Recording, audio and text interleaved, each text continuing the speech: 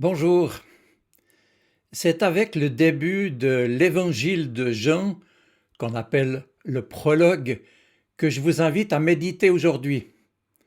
Cet évangile qui s'ouvre avec donc un prologue commence ainsi, au commencement. Au commencement, évidemment, ces deux mots, cela ne vous aura pas échappé, sont les mêmes que ceux qui ouvrent le premier livre de la Bible, la Genèse. Au commencement, Dieu créa le ciel et la terre, y est-il écrit. Il y était alors question de la création du monde matériel. Ici, dans ce prologue de Jean, nous avons affaire à une nouvelle création, la création d'un monde nouveau qui est celui de l'Esprit. Et c'est là, nous dit l'Évangile, que se joue désormais notre humanité. Parce que si nous sommes nés de chair et de sang, comme on dit, comme d'ailleurs tout mammifère, nous relevons en fait d'une autre dimension, affirme l'Évangile, qui est la dimension spirituelle, appelée donc à découvrir chacun de nous et à développer cette autre dimension. C'est de cela dont va parler tout l'Évangile de Jean. Nous avons une vie matérielle. Nous naissons, nous grandissons, et puis très rapidement, après une période de maturité, nous vieillissons et nous mourrons. Et tout ça pour qui? Et tout ça pourquoi? Est-ce que cela serait uniquement pour perpétuer l'espèce, comme on le fait dans le monde animal? Nous mangeons, nous sommes actifs de multiples manières, nous sommes au travail ou bien à la retraite, et puis nous avons des loisirs et nous dormons plus ou moins bien. Mais est-ce cela la vie? Et tout cela pour qui et pourquoi? Tout cela mène à quoi, je vous le demande? Eh bien, cette dimension matérielle, corporelle de notre vie n'est en fait ni bonne ni mauvaise, malgré le fait que parfois elle peut se dérouler dans un cadre heureux ou au contraire problématique. Mais notre vie, notre existence, telle que je viens de la décrire, n'est pas le sens ultime de notre vie. Et il est donc nécessaire de chercher dans une autre direction, dans une autre dimension, qui a encore beaucoup plus de profondeur pour notre existence, au-delà bien sûr de notre réalité matérielle. Bref, une dimension qui touche en somme à l'éternité. Eh bien, l'évangile de Jean tourne autour de cette question avec en particulier le dialogue, je vous invite à le relire, le dialogue entre Jésus et Nicodème au chapitre 3, où Jésus explique à cet homme sage et religieux qu'il ne suffit pas pour un homme d'être né physiquement et de réussir dans la vie, mais qu'il lui faut aussi naître de nouveau, naître d'en haut, sinon il passe à côté du projet que Dieu désire pour nous. Et c'est bien le prologue de Jean, donc le début du chapitre 1er, qui nous donne les clés de cette nouvelle naissance, de sa nature en somme, et de la possibilité d'accès à cette nouvelle dimension, à cette nouvelle création qui s'ouvre donc par un nouveau commencement. Oui, voilà, au commencement. L'Évangile nous annonce dès le départ un autre commencement possible, un recommencement. Ma vie n'est pas que de subir ce que m'imposent les conditions actuelles ou les conditions passées, mais elle peut s'ouvrir à un nouveau commencement, à une vie nouvelle, et devenir en somme le tremplin vers quelque chose de neuf auquel Dieu lui-même m'invite et m'appelle. Cela dit, il nous faut comprendre comment cela peut devenir vrai. Et là, précisément, l'évangéliste Jean nous l'explique, puisqu'il nous dit que c'est en Dieu seul que je peux avoir cette liberté et cette possibilité d'un nouveau départ, d'une nouvelle création, Au commencement, nous dit l'évangile de Jean, sont en effet deux réalités essentielles, la parole et la lumière. La parole est la parole créatrice de Dieu, sa force agissante pour nous et en nous. Et la lumière, qui, elle, ne fait rien d'actif, mais qui illumine et rassure, qui ouvre et libère de nouveaux horizons. La parole est active. Elle crée, elle invente, elle instruit, elle conseille, elle oriente, elle révèle, elle met parfois en garde, propose, appelle. La lumière, elle, rassure, elle donne la liberté, elle nous permet d'y voir clair, de comprendre et puis aussi de choisir. Ainsi, la parole et la lumière sont complémentaires. L'une, je le répète, guide et l'autre libère. L'une agit et l'autre permet que cela arrive. Mes amis, notre vie de chrétien est ainsi comme prise entre ces deux, entre une parole qui instruit et une grâce qui fait confiance. Et c'est ainsi que nous pouvons grandir et participer à de belles choses pour notre propre vie et pour le monde aussi. Le prologue de Jean nous dit que Dieu qui nous a créés est lui-même parole et lumière. Et il y a là, en fait, une affirmation de foi tout à fait extraordinaire et originale, parce que dire que Dieu est parole, c'est affirmer de grandes et belles choses sur ce qu'il est, lui, et sur sa manière d'être et d'agir. La parole, en effet, informe, crée, appelle, conseille, nous rejoint. Elle n'est pas de l'ordre de l'action directe ou de la toute-puissance de Dieu qui viendrait nous téléguider. Non, Dieu n'agit pas directement sur les choses comme par magie ou en nous téléguidant, ni d'ailleurs en faisant de nous des marionnettes qui vont subir des événements. Mais il est là, notre Dieu, qui nous attend, qui nous parle. Et dès lors, bien sûr, il s'agit, mais faut-il le rappeler, il s'agit pour nous de nous tenir devant lui et d'apprendre à faire silence pour être attentif et l'écouter. Dieu parole qui s'adresse à chacun de nous.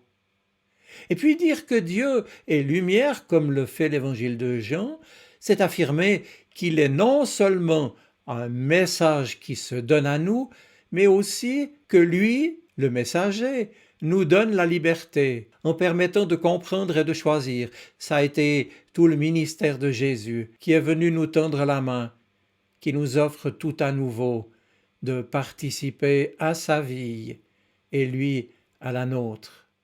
Et puis, dire que Dieu est lumière, c'est aussi dire qu'il chasse les ténèbres, nos ténèbres, que ce soit d'ailleurs les ténèbres de l'ignorance ou les ténèbres de la tristesse, du deuil par exemple.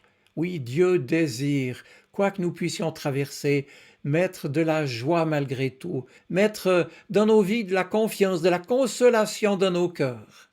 Et plus encore, il souhaite que nous puissions l'accueillir, lui, en nous, chaque jour davantage. C'est ce qu'il projette pour chacun d'entre nous, une communion toujours plus profonde dans une intimité avec lui.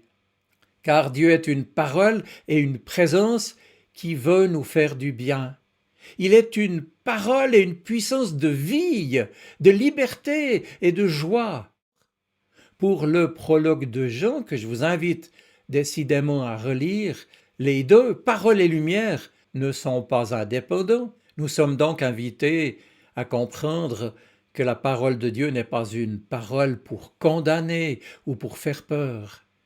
Non, et Jésus l'a montré dès le début de son ministère, c'est une parole qui libère du péché, de la culpabilité, de la peur, du mal, de la mort, une parole qui libère du passé et de tout ce que nous subissons.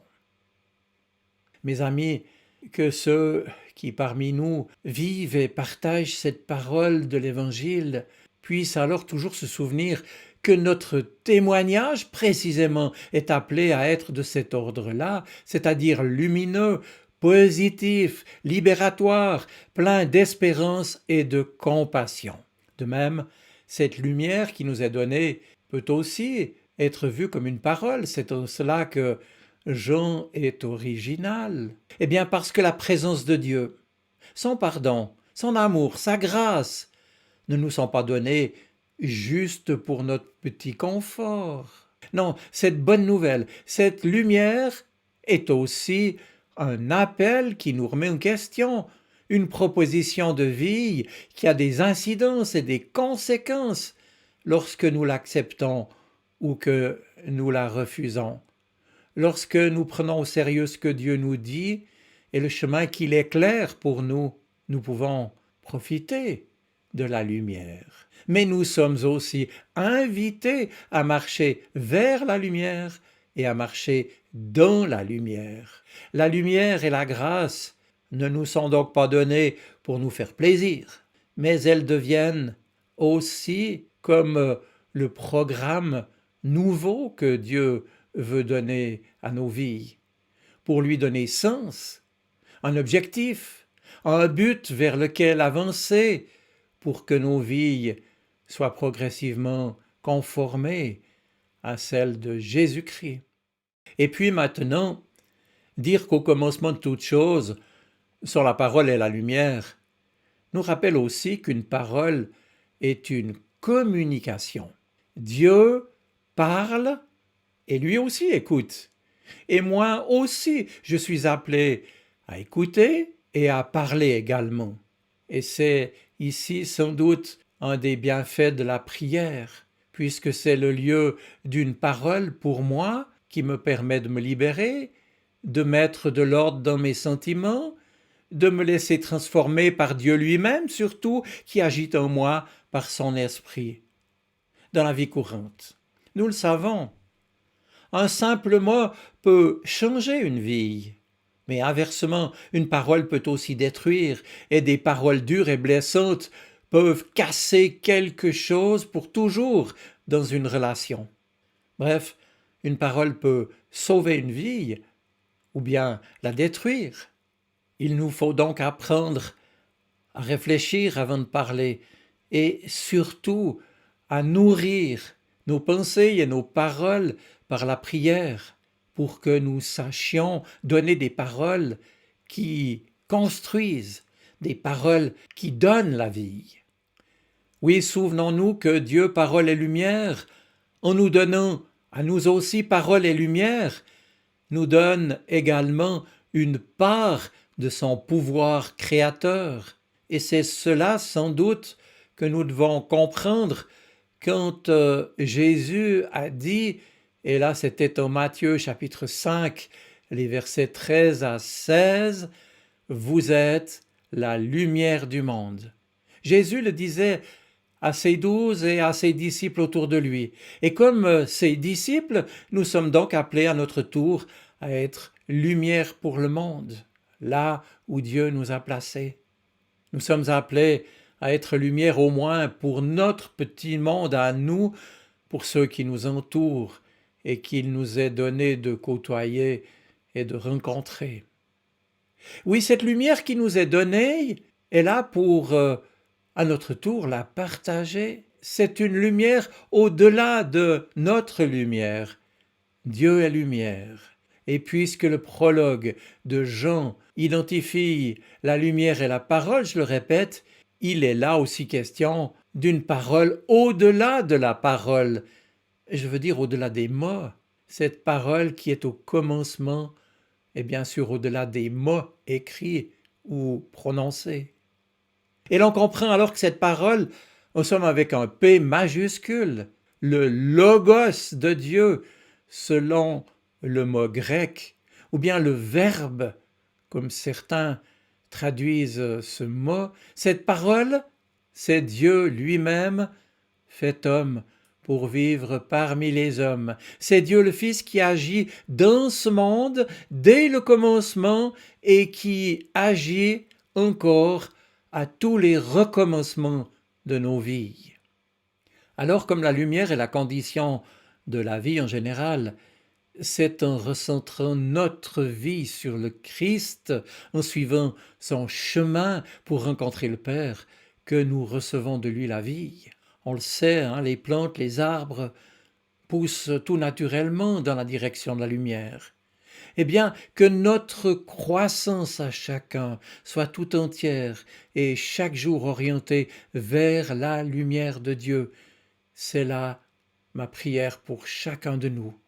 Marchons dans la lumière, comme Dieu est lui-même lumière. Une parole nous est donnée, parole de vie, lumière et joie, espérance, lumière de liberté et de vérité. C'est cela la bonne nouvelle, c'est cela l'évangile. Alors toi qui m'écoutes en cet instant, sache-le, c'est une nouvelle page blanche qui t'est tout à nouveau offerte. Un recommencement est possible aussi pour toi. Vas-tu en profiter? Je vous souhaite une bonne semaine. Soyez bénis. Amen.